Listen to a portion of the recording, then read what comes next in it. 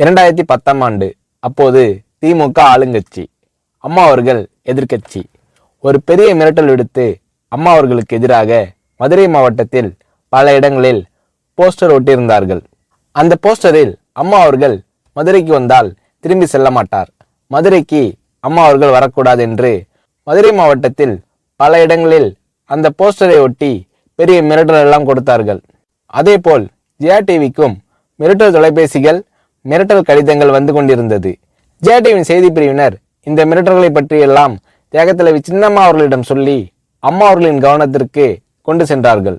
அம்மா அவர்கள் துணிச்சல், வீரம், கம்பீரம் இவற்றின் ஒட்டுமொத்த உருவம்.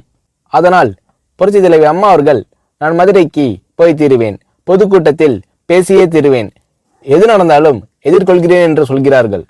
ஒரு கட்டத்தில் ஜெயா டிவிக்கு மிரட்டல் எப்படி வருகிறது என்றால், ஜெயா டிவியின் அலுவலகத்தை வெடிகுண்டு வைத்து தகர்ப்போம், அம்மா அவர்கள் மதுரைக்கு வந்தால் ஜெயா டிவியை ஒழிப்போம், இப்படியெல்லாம் நிறைய மிரட்டல்கள் தொலைபேசியின் வாயிலாகவும் கடிதத்தின் வாயிலாகவும் வந்து கொண்டிருக்கிறது.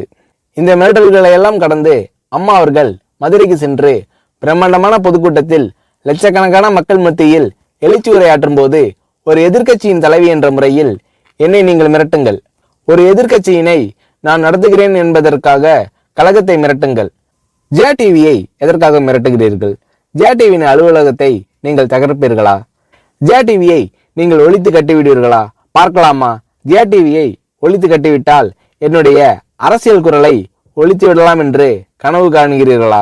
ஜெயா டிவி என் உயிருக்கும் மேலானது, நான் என்னுடைய உயிரை விட அதிகமாக நேசிப்பது, என்னுடைய அரசியல் கரமாக நான் போற்றி புகழ்வது, அதன் மேல் நீங்கள் கை வைப்பீர்களா, பார்க்கலாமா என்று எழுச்சி உரையாற்றினார் புரட்சி தலைவி அம்மா அவர்கள். இப்படியெல்லாம் அம்மா அவர்களின் அன்புக்கும் மரியாதைக்கும் பாத்திரமாக ஜெயா டிவி இருந்தது.